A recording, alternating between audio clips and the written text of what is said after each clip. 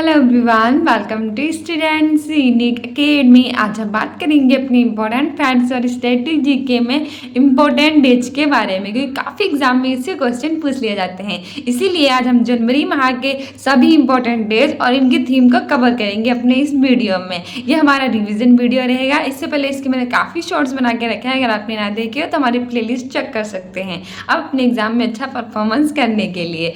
अगर हम बात करें इंपॉर्टेंट डेट्स में, तो हमारे जनवरी माह में सबसे पहले आता है 1 जनवरी, और 1 जनवरी को मनाया जाता है ग्लोबल फैमिली डे, यानी कि वैश्विक परिवार दिवस। इस दिवस को मनाने का मुख्य उद्देश्य परिवार के महत्व के बारे में जागरूकता फैलाना है, और इस बार इसकी थीम रखी गई है परिवार और जनसांख्यिकी परिवर्तन।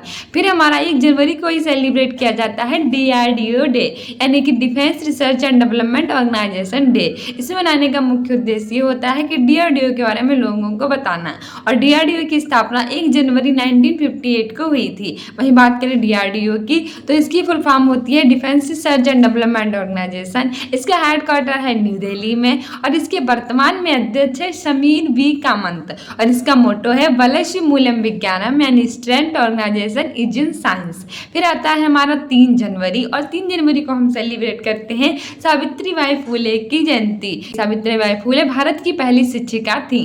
वही आता है 4 जनवरी, और 4 जनवरी को हम मनाते हैं विश्व ब्रेल दिवस, यानी कि वर्ल्ड ब्रेल डे। इसे मनाने का मुख्य उद्देश्य ये होता है कि ब्रेल लिपि के बारे में लोगों को बताना। अच्छा, ब्रेल लिपि क्या होती है आपको पता है? जो ऐसे व्यक्ति होते हैं जो देखने में असमर्थ होते हैं, उनके लिए लुइस ब्रेल ने ब्रेल लिपि का आविष्कार किया था 1809 में फ्रांस में। इसलिए हर साल हम मनाते हैं 4 जनवरी को विश्व ब्रेल दिवस।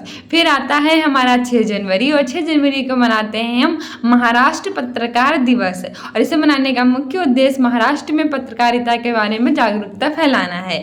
महाराष्ट्र की बात करें तो इसके मुख्यमंत्री हैं एकनाथ शिंदे, यहाँ के उप मुख्यमंत्री हैं देवेंद्र फडणवीस, और यहाँ के हमारे गवर्नर है रमेश बैस, और यहाँ की जो कैपिटल है वो है मुंबई। ठीक है, और 6 जनवरी को हम सेलिब्रेट करते हैं विश्व अनाथ दिवस, और इसे मनाने का मुख्य उद्देश्य जो युद्ध में हुए अनाथ बच्चे हैं उनके बारे में बताना है। ठीक है, फिर आता है 9 जनवरी, और हम 9 जनवरी को सेलिब्रेट करते हैं प्रवासी भारतीय दिवस, क्योंकि क्या हुआ था ना कि 9 जनवरी 1915 को महात्मा गांधी दक्षिण अफ्रीका से भारत वापस लौट कर आए थे। इसीलिए हम हर साल 9 जनवरी को प्रवासी भारतीय दिवस मनाते हैं। इस बार ये 17वें नंबर का मनाया गया है, और मध्य प्रदेश के इंदौर में इसे सेलिब्रेट किया गया है, और इस बार इसकी थीम रखी गई है अमृत काल में भारत की प्रगति में विश्वसनीय भागीदारी। बात करें अगर महात्मा गांधी की, तो महात्मा गांधी ने 1901 में जो भारतीय राष्ट्रीय कांग्रेस का अधिवेशन हुआ था उसमें सबसे पहले भाग लिया था। क्योंकि काफी एग्जाम में पूछ लेता है कि भारतीय राष्ट्रीय कांग्रेस के कौन से अधिवेशन में महात्मा गांधी ने भाग लिया, तो याद रखना 1901 के अधिवेशन में भाग लिया था, लेकिन ये भारत वापस लौट कर आए थे 9 जनवरी 1915 को। अच्छा, काफी बच्चे ये भी कहते हैं कि मैम ये 1915 में तो लौट कर आए थे, तो उन्होंने 1901 के अधिवेशन में भाग कैसे ले लिया?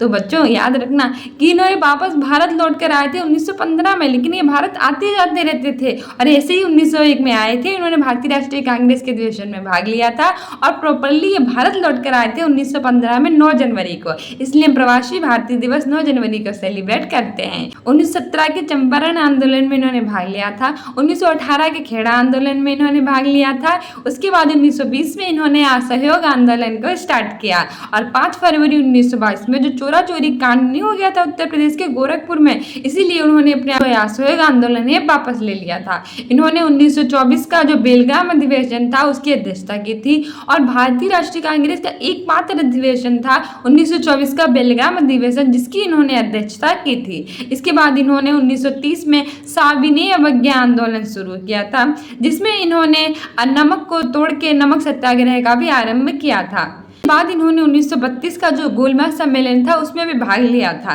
और एकमात्र गोलमेज सम्मेलन था जिसमें इन्होंने भाग लिया था, और तीनों गोलमेज सम्मेलन में किसने भाग लिया था?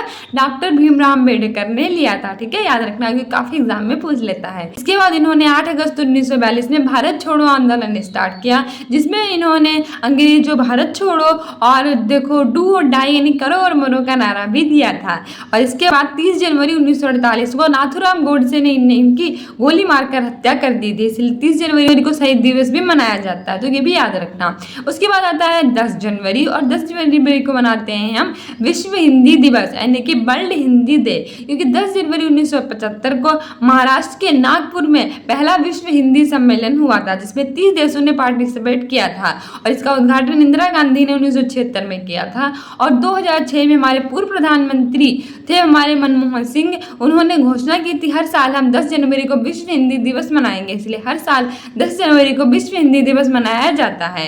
ठीक है, 2023 में इसकी थीम रखी गई है हिंदी को जनमत की भाषा बनाना बगैर उसके महत्व को भूले, तो याद रखना हमारे एग्जाम्स के लिए इम्पोर्टेंट है। राष्ट्रीय हिंदी दिवस है वो हर साल 14 सितंबर को मनाया जाता है, क्योंकि 14 सितंबर 1950 को हिंदी को राजभाषा घोषित किया गया था।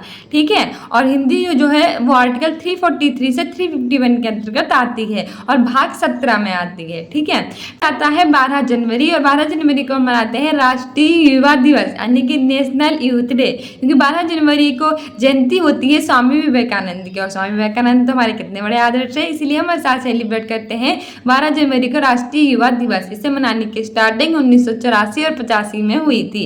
इस बार 2023 में एक कर्नाटक के हुबली के धारवाड़ में सेलिब्रेट किया गया है, और इस बार इसकी थीम रखी गई है विकसित युवा विकसित भारत।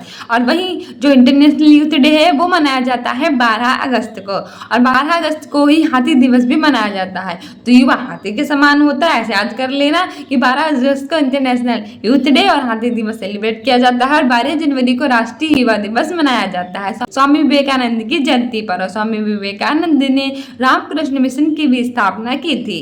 उसके बाद आता है जनवरी, और 14 जनवरी को मनाते हैं भारतीय सशस्त्र बल पूर्व सैनिक दिवस, क्योंकि 14 जनवरी 1953 को जो KM करीपा थे जो भारतीय सेना के प्रमुख थे, इन्होंने रिटायरमेंट ली थी, इसलिए हर साल हम 14 जनवरी को भारतीय सशस्त्र बल पूर्व सैनिक दिवस मनाते हैं। इस बार ये 7वें नंबर का सेलिब्रेट किया गया है।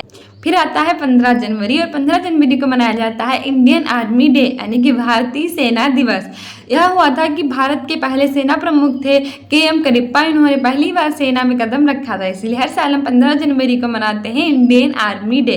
इस बार ये 75वें नंबर का सेलिब्रेट हुआ है। हर साल ये न्यू दिल्ली में सेलिब्रेट होता है, लेकिन एक साल पहली बार हुआ है जब ये न्यू दिल्ली यानी हमारी राष्ट्रीय राजधानी जो है नई दिल्ली उसके बाहर सेलिब्रेट हुआ है, और इस बार हुआ है कर्नाटक के बेंगलुरु में। ठीक है, याद रखना हमारे एग्जाम्स के लिए काफी महत्वपूर्ण है। और ये क्यों सेलिब्रेट किया जाता है, क्योंकि भारत के पहले सेना प्रमुख KM करिप्पा ने सेना में कदम रखा था। ठीक है, सेना प्रमुख बने थे। फिर आता है 16 जनवरी, और 16 जनवरी को मनाते हैं हम राष्ट्रीय स्टार्टअप दिवस। उसके बाद आता है 21 जनवरी, और 21 जनवरी को मनाते हैं मणिपुर, मेघालय और त्रिपुरा का स्थापना दिवस, और तीनों हमारे आते हैं नॉर्थ ईस्ट राज्य में।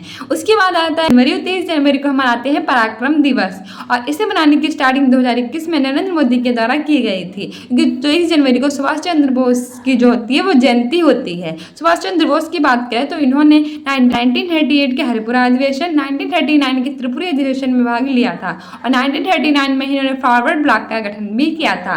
इसके साथ ही इन्होंने इंडियन स्ट्रगल नाम की पुस्तक भी लिखी थी, और आजाद हिंद फौज के गठन भी किया था, और इन्होंने ही जय हिंद और दिल्ली चलो का नारा भी दिया था। आता है 24 जनवरी, और 24 जनवरी को हम राष्ट्रीय बालिका दिवस मनाते हैं, और वहीं इंटरनेशनल बालिका डे हम मनाते हैं 11 अक्टूबर को। और 24 जनवरी को ही उत्तर प्रदेश का स्थापना दिवस भी मनाया जाता है, क्योंकि 24 जनवरी 1950 को साउथ प्रांत का नाम बदलकर उत्तर प्रदेश कर दिया गया था। वहीं बात करें अगर उत्तर प्रदेश की, तो उत्तर प्रदेश की कैपिटल है लखनऊ, जिसे हम नवाबों का शहर कहते हैं। यहाँ के मुख्यमंत्री हैं योगी आदित्यनाथ, यहाँ के गवर्नर है आनंदीबेन पटेल। यहाँ 75 जिले हैं। यहाँ लोकसभा की 80 सीटें हैं, राज्यसभा की 31 सीटें हैं। यहाँ विधानसभा के साथ साथ विधान परिषद भी है, और भारत के 6 राज्य हैं जहाँ विधानसभा के साथ साथ विधान परिषद भी हैं। और 6 राज्यों के नाम तो आपको पता ही होंगे, उत्तर प्रदेश है, बिहार है, महाराष्ट्र है, कर्नाटक है, आंध्र प्रदेश है और तेलंगाना है। ठीक है, उसके बाद 24 जनवरी को ही हम राष्ट्रगान डे भी मनाते हैं, क्योंकि 24 जनवरी 1950 को हमारा राष्ट्रगान जनगण मन को एक्सेप्ट किया गया था, और इसको रविंद्रनाथ टैगोर ने लिखा था, और ये 52 सेकेंड तक गाया जाता है। और साथ ही 24 जनवरी को एक और महत्वपूर्ण दिवस मनाया जाता है, जिस जनवरी को इंटरनेशनल एजुकेशन डे यानी अंतर्राष्ट्रीय शिक्षा दिवस भी मनाया जाता है। और इस बार 2023 का जो इंटरनेशनल एजुकेशन डे है वो अफगानिस्तान की उन महिलाओं को समर्पित है जो अनएजुकेटेड हैं। ठीक है, साथ ही इस बार इसकी थीम रखी गई है कि लोगों में निवेश करना और शिक्षा को प्राथमिकता देना, और यूनेस्को ने इसे अफगानिस्तान की महिलाओं को समर्पित किया है। और वही नेशनल एजुकेशन डे मनाया जाता है 11 सितंबर को हमारे जो है मौलाना अबुल कलाम आजाद के लिए, जो कि भारत के पहले शिक्षा मंत्री थे। ठीक है, जनवरी को कितने इंपॉर्टेंट डेज मनाते हैं? एक तो मनाते हैं उत्तर प्रदेश की स्थापना दिवस, जो कि बहुत एग्जाम में पूछा जा चुका है, पीसीएस के भी एग्जाम में पूछा गया था उत्तर प्रदेश के। ठीक है, तो 24 जनवरी को आज देखना उत्तर प्रदेश के स्थापना दिवस मनाते हैं। इंटरनेशनल एजुकेशन डे मनाते हैं, जनगण मन की हमने एक्सेप्ट किया था, राष्ट्रगान दिवस मनाते हैं, और साथ ही हम 24 जनवरी को राष्ट्रीय बालिका दिवस भी सेलिब्रेट करते हैं। फिर 25 जनवरी, और 25 जनवरी को हम मनाते हैं राष्ट्रीय मतदाता दिवस यानी कि नेशनल वोटर्स डे, क्योंकि 25 जनवरी 1950 को निर्वाचन आयोग की स्थापना हुई थी। इसे मनाने की स्टार्टिंग 2011 में राष्ट्रपति प्रतिभा देवी पाटिल के द्वारा की गई थी, जो कि भारत की पहली महिला राष्ट्रपति थी। और 2023 में इसकी मुख्य अतिथि रही हैं श्रीमती द्रौपदी मुर्मू, जो कि भारत की वर्तमान में महिला राष्ट्रपति हैं और ये दूसरे नंबर की हैं। वहीं इस बार इसकी थीम रखी गई है nothing like voting, I vote for sure, और इस बार ये 13वें नंबर का सेलिब्रेट किया गया है। वहीं हमारे चीफ इलेक्शन ऑफ इंडिया हैं राजीव कुमार, और इलेक्शन ऑफ इंडिया हैं अनूप चंद्र पांडे और अरुण गोयल। और इस बार इसका सॉन्ग भी एक प्रोड्यूस किया गया है, जो है हम भारत के मतदाता हैं। 25 जनवरी को ही हिमाचल प्रदेश की स्थापना दिवस भी मनाया जाता है, क्योंकि 25 जनवरी 1971 को भारत का 18वां राज्य बनाता है हिमाचल प्रदेश, और इस बार 53 नंबर का सेलिब्रेट किया गया है।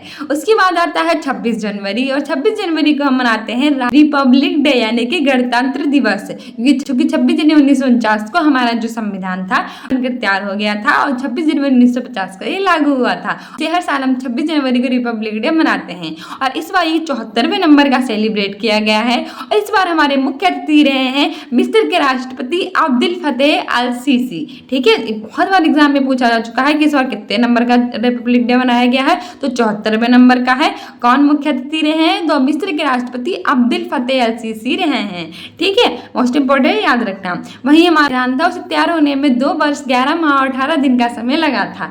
फिर आता है जनवरी, और 30 जनवरी को मनाते हैं शहीद दिवस, क्योंकि 30 जनवरी 1948 को नाथूराम गोडसे ने गोली मारकर महात्मा गांधी जी की हत्या कर दी थी। इसीलिए इस बार महात्मा गांधी की 75 नंबर की एनिवर्सरी मनाई गई है, 75 नंबर की डेथ एनिवर्सरी मनाई गई है, तो याद रखना। वही विश्व कुष्ठ रोगी दिवस भी मनाया जाता है, और ये हर साल जनवरी माह के अंतिम रविवार को सेलिब्रेट किया जाता है। इस बार ये 30 जनवरी को मनाया गया है।